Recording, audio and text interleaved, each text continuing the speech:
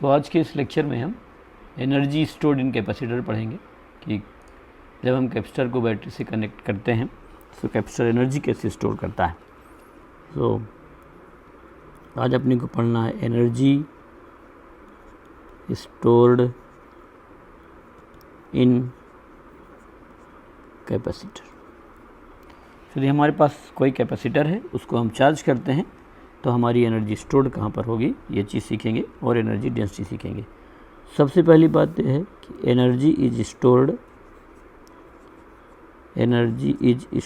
In the electric field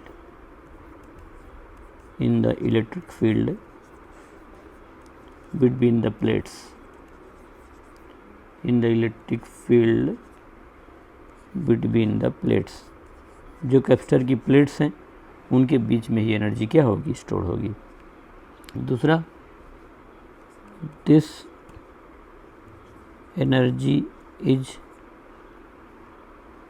A form of, हम लोग कभी पूछ ले, ए फॉर्म ऑफ पोटेंशियल एनर्जी। यदि हम काइनेटिक और पोटेंशियल में डिफाइन करना चाहें तो this energy is a form of potential energy. कोई पूछे इलेक्ट्रोडायनामिक्स में कि एनर्जी का फॉर्म कौन सा है, काइनेटिक है कि पोटेंशियल है, तो इलेक्ट्रिक फील्ड में जो एनर्जी स्टोर्ड होती है वो पोटेंशियल, और मैग्नेटिक फील्ड में जो स्टोर्ड होती है वो काइनेटिक के फॉर्म में है। ये हम एक्सप्रेस कर सकते हैं, ये जस्ट हमारी अपनी इन्फॉर्मेशन के लिए है। सो एनर्जी के कैलकुलेशन कैसे करेंगे, बैटरी कितना एनर्जी सप्लाई करेगी, कैपेसिटर कैसे स्टोर करेगा। सो जो भी स्टोरेज होगा वो कैपेसिटर के जो है प्लेट के बीच में जो इलेक्ट्रिक फील्ड है वहाँ पर स्टोर होगा। जैसे मान लिया कि मेरे पास ये एक कैपेसिटर है, एक कैपेसिटर का सिंबल है, हम कोई भी ले सकते हैं, पैरेलल प्लेट कैपेसिटर ले सकते हैं। यहाँ पर एक हमारे पास ये एक बैटरी है। सो बैटरी का EMF E ले सकते हैं या वोल्टेज भी ले सकते हैं। सो मैंने मान लिया कि बैटरी का वोल्टेज V है और कैपेसिटर का कैपेसिटेंस C है। जब हम इसको कनेक्ट करेंगे तो यहाँ से इधर की तरफ चार्ज जाएगा, इसमें पॉजिटिव चार्ज आएगा और इसमें नेगेटिव चार्ज आएगा। मान लेते हैं चार्ज कितना हो गया, Q हो गया। अब होता ऐसा है कि जैसे मान लेता हूँ कि मेरे पास पॉइंट A है और ये पॉइंट B है, और मैं किसी चार्ज को इस पॉइंट से इस पॉइंट तक ले जाना चाहता हूँ। इन दोनों पॉइंट के बीच का पोटेंशियल डिफरेंस अपने को दिया रहेगा। सो मान लेता हूँ कि पोटेंशियल डिफरेंस हमारे पास इसका V है और मैं चार्ज को यहाँ तक ले जाता हूँ, तो इसको यहाँ तक ले जाने में वर्क डन कितना करना होगा, यदि मेरे को ये निकालना है। तो work done will be is equal to charge into potential difference. इस छोटे से कॉन्सेप्ट का हमारा काम पड़ेगा। तो जैसे हमने क्या किया, इसको इस बैटरी से इसको कनेक्ट किया तो कैपेसिटर चार्ज होगा, तो इधर की तरफ पॉजिटिव चार्ज आ गया, इधर की तरफ नेगेटिव चार्ज आ गया। मैंने यहाँ पर प्लस Q लिख दिया। अब है क्या, हम दो चीज़ निकालेंगे कि बैटरी कितना वर्क की इसको चार्ज Q देने में, और कैपेसिटर ने कितना स्टोर किया, ये अपने कैलकुलेट करना चाहते हैं। सो सबसे पहला पॉइंट ये है यहाँ पर कि वर्क डन बाई बैटरी। सो अब आप देखिए बैटरी ने कितना चार्ज सप्लाई किया, ये मेरी बैटरी है, बैटरी का पोटेंशियल B है। सो बैटरी ने चार्ज टोटल मान लो Q दिया। तो जो चार्ज का फ्लो है बैटरी का वो कांस्टेंट पोटेंशियल पर है ना। सो V, उसका जो टर्मिनल पोटेंशियल डिफरेंस है बैटरी का, V is constant. So constant है, यदि कांस्टेंट है so total work done by battery जो होगा वो आप निकाल सकते हैं। So work done by battery, so work WB लिख देता हूँ, वर्क डन बाई बैटरी। ये किसके इक्वल होगा, charge supply by battery into potential difference. So battery जो है इसके इक्वल काम करेगी। अब कैपेसिटर के लिए आप ये भी लिख सकते हैं कि यहाँ पर Q की वैल्यू किसके इक्वल है, CB के इक्वल होगी, कैपेसिटर से लिख सकते हैं। So work done by battery किसके इक्वल हो गया, QB। Q की जगह पर C इंटू B लिख देंगे। सो कितना हो जाएगा, CB स्क्वायर आ जाएगा, या V की जगह पर आप कितना लिख सकते हैं, Q बाई C। सो किसके इक्वल हो जाएगा, Q स्क्वायर बाई C के इक्वल हो जाएगा। So work done by battery हो जाएगा Q into B, C into B square, या Q square by 2। So this is the work done by the battery. तो इसमें क्या चीज़ ध्यान रखना है कि TPD of the battery is constant, जो उसका टर्मिनल पोटेंशियल डिफरेंस है या EMF है, TPD ऑफ द बैटरी या cell of the cell is constant. एक तो ये हो जाएगा। दूसरा वर्क डन होगा चार्ज इनटू पोटेंशियल डिफरेंस। ये डेफिनेशन है। यदि आप कहीं पर आप किसी चार्ज को किसी पोटेंशियल डिफरेंस से आगे ले जाते हैं तो उसमें वर्क डन हमेशा होगा चार्ज इनटू पोटेंशियल डिफरेंस के बराबर होगा। तो आप ऐसे जो है इसको बता सकते हैं। तो यहाँ पर आ गया work done by battery. Battery के बाद हम ये निकालेंगे यहाँ पर energy stored in capacitor. So energy stored in capacitor. So battery में निकालने के लिए हमने देखा कि बैटरी का पोटेंशियल क्या है, सेम था। अब आप यहाँ समझिए, आपके पास एक कैपेसिटर है और आपको उस कैपेसिटर की जो है एनर्जी स्टोर्ड निकालना है। तो ये मेरे पास एक कैपेसिटर दिया हुआ है, यहाँ पर मैं बना लेता हूँ। ये कैपेसिटर हो गया। कैपेसिटर में यहाँ पर प्लस क्यू चार्ज आ गया, यहाँ माइनस आ गया।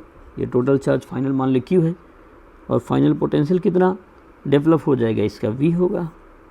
ये मेरे पास एक बैटरी थी और मैं मान लिया कि यहाँ पर एक स्विच लगा रखा था ऐसे, और फिर स्विच को बंद कर दिया और इसका पोटेंशियल वी है। तो जब कैपेसिटर फुल चार्ज हो जाएगा तो यहाँ पर भी पोटेंशियल कितना डेवलप हो जाएगा, वी डेवलप हो जाएगा। सो कैपेसिटर का पोटेंशियल कहाँ से कहाँ तक चेंज हुआ है, 0 से लेकर के बी तक। पहले कैपेसिटर हमारा क्या था, इनिशियली अनचार्ज था। अब हमारा कैपेसिटर क्या है, चार्ज हो गया है। तो potential of the capacitor initially जब अनचार्ज था तो था 0 और अब कितना है v। तो अब यहाँ पर मैं लिखूँगा potential of capacitor, potential difference between plates, potential of capacitor changes from 0 to b। तो b से 0 हो गया। सो इसका v एवरेज लिख लेता हूँ। v average q is equal to C V, उसका पोटेंशियल है तो c तो कांस्टेंट है, तो q और b एक दूसरे के प्रोपोर्शनल हैं। सो मैं उसको लीनियर रिलेशन मान करके लगा दे रहा हूँ। तो ये यहाँ पर कितना है, b एवरेज होगा 0 plus b by 2 is equal to b by 2, ये आ जाएगा। सो एवरेज मैंने मान लिया। सो अब जो है कैपेसिटर को चार्ज करने में कितना वर्क करना पड़ा, तो वर्क डन, वर्क नीडेड, ये work done by battery to charge capacitor. So work needed to charge capacitor. आप कैपेसिटर को चार्ज कर रहे हैं टू चार्ज कैपेसिटर, तो उसको चार्ज करने में कितना वर्क करना पड़ेगा ये मेरे को निकालना है। सो कितना चार्ज करना पड़ेगा, चार्ज कितना गया है Q और पोटेंशियल डिफरेंस कितना है V एवरेज। एवरेज क्यों ले लिया मैंने, क्योंकि इसमें लगातार पोटेंशियल की वैल्यू क्या हो रही है, चेंज हो रही है। पहले 0 है और बाद में B है। सो हर पोटेंशियल लगातार बदल रहा है, तो मैंने वहाँ पर एवरेज पोटेंशियल निकाल लिया। अब आप जब इसको देखेंगे तो Q और B एवरेज किसके इक्वल हो जाएगा, V बाई 2 के। तो यहाँ आ गया QV बाई 2। अब अभी पीछे मैंने बताया था आपको कि Q किसके इक्वल है, CB के, इसलिए आप यहाँ पर W लिख सकते हैं। Q की जगह CB, सो QB बाई 2 है। Q की जगह CB लिख देंगे तो ये हो जाएगा हाफ CB स्क्वायर, या V की जगह पर आप यहाँ पर Q बाई C लिख देंगे। तो ये किसके इक्वल हो जाएगा, Q स्क्वायर बाई 2C के। तो ये बड़ा इंपॉर्टेंट रिजल्ट आ गया। आप देखिए, जब मैंने बैटरी का वर्क डन निकाला, तो बैटरी का वर्क डन किसके इक्वल है, Q इंटू बी के।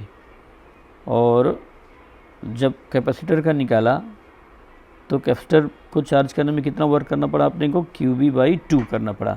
इसलिए हमारा जो टोटल वर्क डन है वो ऐसे कैलकुलेट किया जा सकता है। So energy stored in capacitor में फिर से मैं एक बार समझा देता हूँ। Energy stored in capacitor, potential of capacitor changes from 0 to b।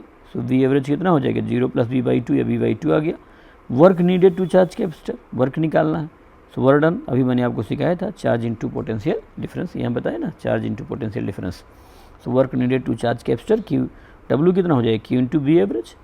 B average लिख दिया मैंने b बाई 2, तो वर्क डन कितना हो गया, QB बाई 2। और यहाँ बैटरी के द्वारा वर्क कितना था, Q into V. So battery ने वर्क तो किया QB, लेकिन कैपेसिटर एनर्जी स्टोर्ड कितना कर पाया, QB बाई 2। ये जो वर्क स्टोर्ड है यही कैपेसिटर में एनर्जी के फॉर्म में चला गया, जो कैपेसिटर पे वर्क करना पड़ा, कैपेसिटर पे इतना ही वर्क किया। यदि हम इसमें वर्क कर रहे हैं कैपेसिटर में, तो वो एनर्जी के फॉर्म में स्टोर हो जाएगा। सो अब मैं आगे क्या लिखूँगा, this work done on capacitor is stored as electric energy, is stored as electric potential energy, ऐसा लिख देता हूँ, इलेक्ट्रिक पोटेंशियल एनर्जी। एनर्जी भी आप लिख सकते हैं, इलेक्ट्रिक पोटेंशियल एनर्जी के फॉर्म में स्टोर हो गया, जिसको मैं यू से लिखूँगा। इसलिए यू किसके इक्वल हो जाएगा कैपेसिटर के लिए, QB/2। यह किसके इक्वल लिख सकता हूँ मैं, हाफ CB²। ये कितना लिख सकता हूँ, Q²/2C। ये सब एक ही स्टेटमेंट है, जो भी आप यूज़ करना चाहें। जनरली हम इसको यूज़ करते हैं हाफ CB² को, क्योंकि कैपेसिटेंस दिया रहता है, हम बैटरी कनेक्ट करते हैं, सो ये ऑब्वियस सा नॉन फैक्ट होता है हाफ CB²। सो हमारी आधी एनर्जी कहाँ चली गई, सो आधी एनर्जी जो है वो लॉस हो गई हमारी, जो हीट के फॉर्म में क्या होगी, अपीयर करेगी। सो आप यहाँ पर देख सकते हैं, मैंने सबसे पहले निकाला work done by battery. Battery का वर्क डन कितना हो गया, Q/B। यदि हमारे पास ये बैटरी है, यहाँ पर मैं इधर समझा रहा था कि मैंने बैटरी से इसको कनेक्ट किया। बैटरी का जो टर्मिनल पोटेंशियल डिफरेंस है, या उसका EMF भी आप बोल दीजिए, आइडियल बैटरी मान ली तो ये EMF तो उसका भी है, और बैटरी ने इसको चार्ज कर दिया, तो टोटल चार्ज बैटरी ने कितना दिया, Q। और जब ये फुल चार्ज हो जाएगा तो यहाँ भी पोटेंशियल कितना अपीयर कर जाएगा, V अपीयर कर जाएगा। सबसे पहले मैंने निकाला वर्क डन बाई बैटरी, जो किसके इक्वल है, Q/B। फिर मैंने निकाला energy stored in the capacitor, जो QB/2 के इक्वल हो गया। सो आधी एनर्जी क्या हो गई है, हमारी लॉस हो गई है। सो थर्ड पॉइंट जो मैं इसमें लिखूँगा वो है हीट प्रोड्यूस। ये सारे राइटर हीट ही लिखते हैं, heat produce. Theoretical question discuss करते समय मैं आपको बताऊंगा। सो कितना हीट प्रोड्यूस्ड होगी ये कैसे बता सकते हैं, हीट प्रोड्यूस में मान लो ऐसे लिख देता हूँ। सो यहाँ पर क्या होगा, work done by battery, battery ने कितना वर्क किया, minus energy stored in capacitor. जो डिफरेंस है वही हीट के फॉर्म में आ जाएगा। सो वर्क डन कितना है, बैटरी का QB, स्टोर्ड कितना है, QB/2। सो हीट प्रोड्यूस किसकी इक्वल हो जाएगी, QB/2 के इक्वल हो जाएगी। सो देयरफॉर H की जो वैल्यू हो जाएगी वो QB/2, ये QB/2 नहीं लिखना है तो हाफ CB², हाँ ये Q की जगह पर CB, तो हाफ CB², या B की जगह Q/C। सो किसके इक्वल हो जाएगा, Q²/2C। सो बैटरी जितना एनर्जी सप्लाई करेगी उसका आधा एनर्जी तो कैपेसिटर स्टोर करेगा और आधी एनर्जी उसकी लॉस हो जाएगी। ज़्यादातर हम ये लिखते हैं कि हीट प्रोड्यूस हो रही है, और कहाँ पर होगी, इन द कनेक्टिंग वायर्स। तो जो कनेक्टिंग वायर है, अब मान लो कि मैंने कनेक्टिंग वायर को बोल दिया कि नहीं मैं तो सुपर कंडक्टर की लूँगा, जिसमें जब मैं उसको चार्ज करूँगा तो जो है कोई हीट प्रोड्यूस नहीं होगी। यदि ऐसा हम कोई क्वेश्चन पूछते हैं तो ये कैपेसिटर तो देखो इससे ज़्यादा एनर्जी स्टोर करेगा नहीं। क्यों नहीं करेगा, क्योंकि उसका तो पोटेंशियल कांस्टेंट है नहीं, 0 से V तक बढ़ रहा है, तो उसकी एवरेज वैल्यू कितनी है, B/2 है, और बैटरी का पोटेंशियल कांस्टेंट है। सो बैटरी से जो चार्ज का फ्लो हो रहा है वो B पोटेंशियल पर हो रहा है, लेकिन कैपेसिटर उसको स्टोर कितने पर कर रहा है, B/2 पर हो रहा है। तो जितना बैटरी एनर्जी देगी उतना कैपेसिटर कभी स्टोर नहीं कर सकता। ये इसलिए कि बैटरी का पोटेंशियल डिफरेंस कांस्टेंट है उसके टर्मिनल का, लेकिन कैपेसिटर जो एनर्जी स्टोर कर रहा है वो वेरिएबल पोटेंशियल पे कर रहा है। सो दोनों का इफेक्ट कभी बराबर नहीं आएगा। यदि बैटरी का पोटेंशियल V है, सो कैपेसिटर का एवरेज पोटेंशियल B/2 आएगा। सो बैटरी का पोटेंशियल V और कैपेसिटर का B/2, तो जस्ट आधे पोटेंशियल पर ही उस चार्ज को क्या कर रहा होगा, स्टोर कर रहा होगा, तो उतनी ही एनर्जी स्टोर कर पाएगा। इसलिए आधी एनर्जी की तो लॉस होना ही होना है। और यदि आप ये बोलना चाहते हैं कि कनेक्टिंग वायर में नहीं है, तो कैपेसिटर प्लेट के बीच से एनर्जी क्या होगी, रेडिएट होकर निकलेगी। सो इस एनर्जी का रेडिएशन कैसा होता है, इलेक्ट्रोमैग्नेटिक वेव पढ़ाते समय मैं आपको वहाँ पर समझाऊंगा। सो कैपेसिटर के बारे में वहाँ पर थोड़ा डिटेल में भी हम थोड़ा समझेंगे थ्योरेटिकली।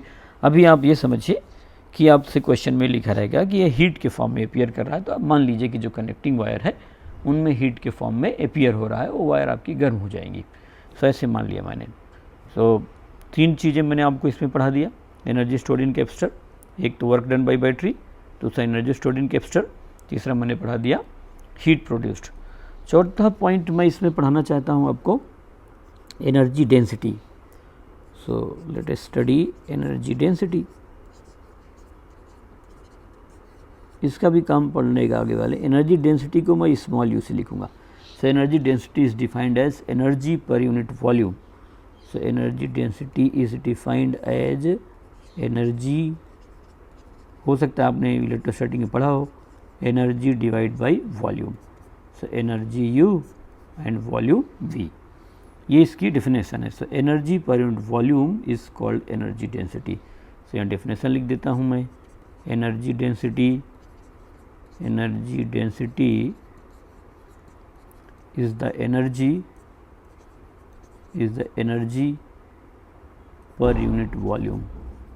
सो यूनिट वॉल्यूम में जो एनर्जी है उसका नाम हमने रख दिया एनर्जी डेंसिटी।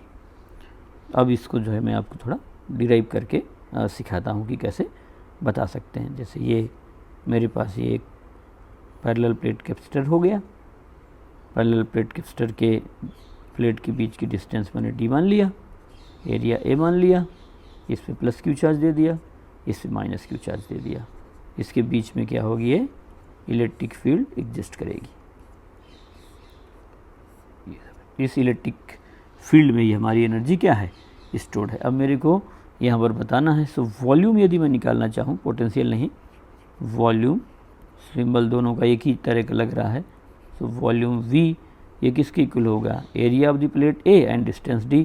सो ये आ जाएगा A इंटू डी। ये तो इसका वॉल्यूम हो गया। अब आप देखिए एनर्जी डेंसिटी हम ये जो बता रहे हैं वो किसके इक्वल है, एनर्जी बाई वॉल्यूम के। अब एनर्जी तो हमने पढ़ लिया है कितना है, हाफ CV²। ये V पोटेंशियल है, या आप जो है इसको Q²/2C भी लिख सकते हैं।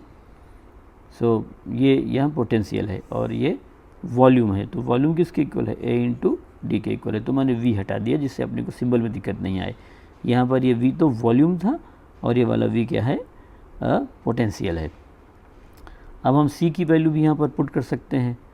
सो यहाँ पर आप देखेंगे, सो C किसके इक्वल होता है, एप्सिलॉन नॉट A/D के इक्वल होगा पैरेलल प्लेट कैपेसिटर में। सो यहाँ पर हो गया 1/2 एप्सिलॉन नॉट A/D, और यहाँ पर यह V is equal to ED होता है पोटेंशियल। तो यहाँ पर V की जगह मैं कितना लिख दूंगा, E इंटू डी का स्क्वायर और डिवाइड बाई था ये हमारे पास कितना, AD। सब देखिए A से A तो कैंसिल कर दिया मैंने, है ना। अब आप यहाँ पर बहुत सिंपल सा डेरिवेशन है, आप यहाँ बहुत आसानी से देख सकते हैं। 1/2 एप्सिलॉन नॉट बाई D हो गया। इधर कितना लिख दिया मैंने, E² इंटू D², ऊपर ब्रैकेट लगा रखा है, divide by D। D into D और ये D² भी कट गया। सो U की जो वैल्यू है किसकी इक्वल हो गई, 1/2 epsilon naught E²। So this is your energy density, epsilon naught E², where E is the electric field and epsilon naught is the permittivity of the free space. So हम लोग इसको इस तरीके से निकाल सकते हैं, बहुत आसानी से निकल गया। फिर से आप देख लीजिए, मैं जो है ये जो इलेक्ट्रिक फील्ड है जिसमें एनर्जी स्टोर्ड है, यहाँ पर मुझे एनर्जी डेंसिटी चाहिए। एनर्जी डेंसिटी को मैं कैसे डिफाइन कर रहा हूँ, energy density is defined energy per unit volume. So ये हो गया U/V, और यहाँ मैं लिख रहा हूँ energy density is the energy per unit volume. So आप देखिए U is equal to U/V। U मैंने अभी आपको पढ़ाया है कितना, half CV² divide by AD। 1/2 C की वैल्यू कितनी है, एप्सिलॉन नॉट A/D, और V की इसकी वैल्यू ED का होल स्क्वायर और डिवाइड बाई AD। सो यहाँ A से A कैंसिल कर दिया। इसके बाद मैंने लिख दिया 1/2 epsilon not by D, E² D², और ये A कट गया था, बचा कितना D, D into D, D² से D² कैंसिल हो गया। तो U कितना हो गया, 1/2 एप्सिलॉन नॉट E²। और यदि आप इसका यूनिट लिखने में इंटरेस्टेड हैं तो एनर्जी डेंसिटी का यूनिट होगा जूल पर मीटर क्यूब। सो थर्मोडायनेमिक्स पढ़ते समय एनर्जी डेंसिटी को जो है हम प्रेशर के फॉर्म में भी लिख पा रहे होते हैं। तो अभी यदि आपको कहीं पर इलेक्ट्रोस्टैटिक प्रेशर निकालना है तो डेफिनेटली वो एनर्जी डेंसिटी के जैसा ही आएगा, उसका कुछ फैक्टर ही आएगा हमेशा। सो ये मैंने आपको यहाँ पर एनर्जी डेंसिटी कैलकुलेट करना सिखा दिया। सो एनर्जी जो है वो कैपेसिटर में या कहीं पर भी यदि आप इलेक्ट्रोस्टैटिक सिचुएशन ले रहे हैं और वहाँ पे इलेक्ट्रिक फील्ड है तो एनर्जी उस इलेक्ट्रिक फील्ड में ही क्या होती है, स्टोर्ड होती है। अब यहाँ पर हमारे पास एनर्जी डेंसिटी निकालने का फ़ायदा ये होगा कि इलेक्ट्रिक फील्ड यूनिफॉर्म है। सो आप यूनिट वॉल्यूम पे एनर्जी निकालना जानते हैं, टोटल एनर्जी चाहिए तो आप टोटल वॉल्यूम से मल्टीप्लाई कर देंगे तो आपको टोटल एनर्जी आ जाएगी। अभी आपको मैं आगे क्वेश्चन लगाने में इसको यूज़ करूँगा। नेक्स्ट हम यहाँ पर और कुछ पॉइंट निकालना चाहते हैं, फोर्स बिटवीन प्लेट्स, इसी से रिलेटेड हम लोग लिख लेते हैं यहाँ पर। So force between plates, so next है force between plates of capacitor. ये अलग पॉइंट पढ़ सकते थे आप, इसका एनर्जी से रिलेशन कुछ भी नहीं है, लेकिन आप फोर्स निकाल करके कैपेसिटर को डिस्प्लेस करके भी क्या कर सकते हैं, यहाँ पर कैलकुलेट कर सकते हैं आप जो है उसका एनर्जी डेंसिटी निकाल सकते हैं। यदि मेरे को फोर्स बिटवीन प्लेट्स निकालना है तो आप एक छोटी सी बात समझिए, ये मैंने कैपेसिटर प्लेट्स ले लिया, इस पे प्लस क्यू चार्ज दे दिया, इस पर माइनस क्यू चार्ज दे दिया। अब इन दोनों के बीच में जो है इलेक्ट्रिक फील्ड एग्जिस्ट कर रही होगी। सो मैं क्या करूँगा कि इनमें फोर्स क्यों लगेगा, या अपोजिट चार्जेज हैं तो वो एक दूसरे को अट्रैक्ट करेंगे। सो यहाँ पर ये तो प्लस चार्ज हो गया, इधर की तरफ पॉजिटिव चार्ज है और इधर की तरफ क्या है, ये निगेटिव चार्ज है। ये प्लस हो गया और ये निगेटिव चार्ज हो गया। तो ये जो फील्ड क्रिएट करेगा उसकी फील्ड में ये वाली प्लेट प्रेजेंट होगी, और ये जो फील्ड क्रिएट करेगी इसकी फील्ड में ये वाली प्रेजेंट होगी। तो मैं ऐसा चाहता हूँ कि ये पॉजिटिव प्लेट इस पर कितना फोर्स लगा रही है। सो मैं यहाँ पर इस प्लेट की लोकेशन पर सबसे पहले इलेक्ट्रिक फील्ड निकालूंगा। सो इलेक्ट्रिक फील्ड हो जाएगी यहाँ पर ई पॉजिटिव, कहीं पर भी ई पॉजिटिव तो इधर की होगी पॉजिटिव, और इस पर फोर्स निकालूंगा। सो फील्ड उधर की तरफ है और चार्ज पर फोर्स अपोजिट डायरेक्शन में लगेगा, तो फोर्स ये हो गया। So this is the force on negative plate by positive plate. So मैं यहाँ पर लिख रहा हूँ force on the location of, force नहीं फील्ड, पहले अभी फील्ड निकाल लेते हैं। इलेक्ट्रिक फील्ड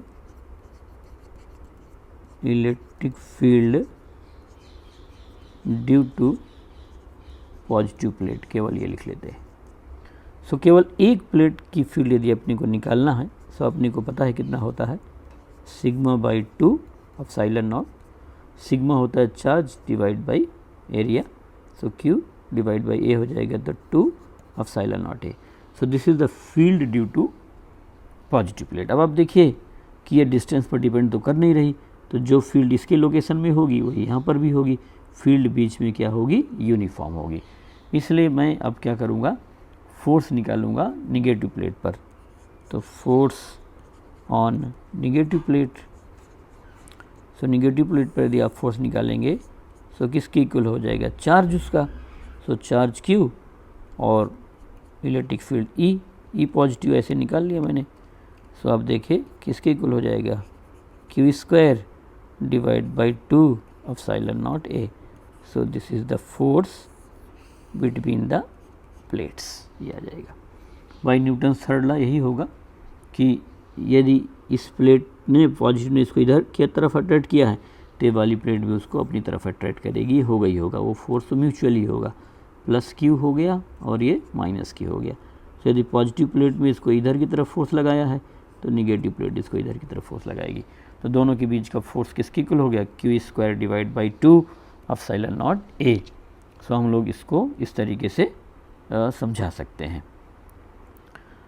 अब आगे हम चाहें तो इसको जो है एनर्जी डेंसिटी के फॉर्म में भी एक्सप्रेस कर सकते हैं। सो अब देखिए मैंने यहाँ पर आपको एनर्जी डेंसिटी वाला रिलेशन बताया था। यदि हम चाहें तो इसको फोर्स को उसके फॉर्म में एक्सप्रेस कर सकते हैं। सो मैं नेक्स्ट में आपको इसको सिखा देता हूँ कैसे एक्सप्रेस करेंगे।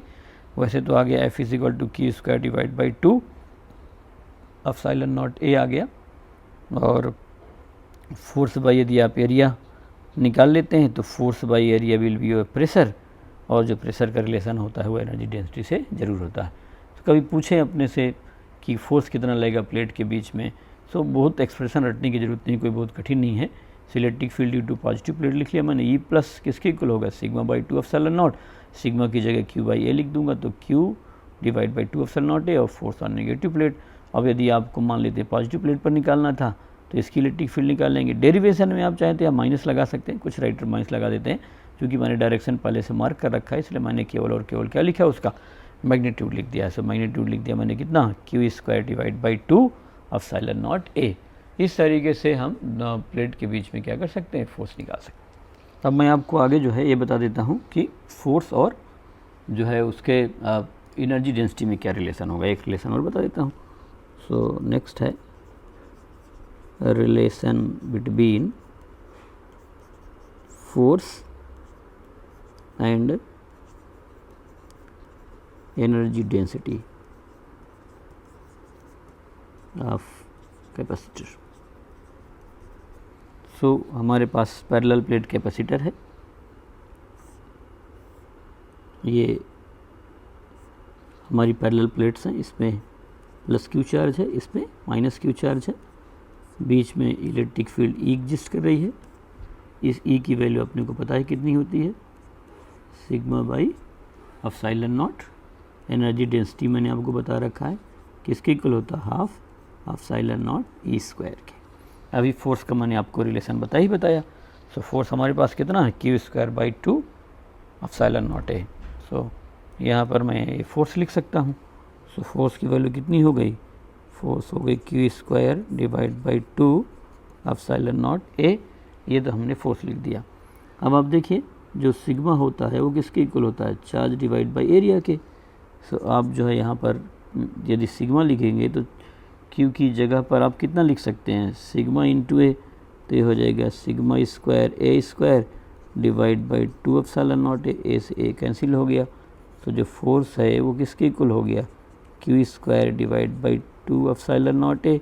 या इसी को आप सिग्मा के टर्म्स में लिखना चाहें तो कितना लिख सकते हैं, sigma square A divide by 2 epsilon naught. ये हो गया आपके पास। अब यदि आपको इलेक्ट्रिक फील्ड लिखना है तो दोनों प्लेट के बीच में आप इलेक्ट्रिक फील्ड लिख सकते हैं। तो since E is equal to sigma by epsilon naught, ये लिखा जा सकता है। तो सिग्मा बाई एप्सिलॉन नॉट, तो उसके बीच में इलेक्ट्रिक फील्ड है। सो आप इलेक्ट्रिक फील्ड की उसकी वैल्यू पुट कर दीजिए। सो आ जाएगा आपके पास अपने आप फार्मूला सिग्मा का।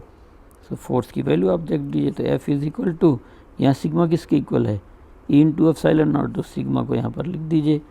तो यहाँ पर कितना हो गया, एप्सिलॉन नॉट इंटू E का स्क्वायर इंटू A, और डिवाइड बाई किसके इक्वल हो जाएगा, 2 इंटू एप्सिलॉन नॉट। ये इसके इक्वल हो जाएगा। अब आप आगे देखेंगे तो कितना हो जाएगा, epsilon naught into E² into A divide by कितना हो जाएगा, 2 इंटू एप्सिलॉन नॉट। अब आप इसको कैंसिल कर दीजिए। तो अब जब कैंसिल करेंगे तो फोर्स की वैल्यू ही किसके इक्वल, ये आ जाएगी 1/2 epsilon naught into E² into A। और ये क्या चीज़ है, 1/2 epsilon naught E²। This is your energy density. So यहाँ पर आपके पास वैल्यू आ गई, फोर्स इज इक्वल टू, ये तो एनर्जी डेंसिटी है, so energy density into A, ये आ गया। तो ये भी आप ध्यान रख सकते हैं।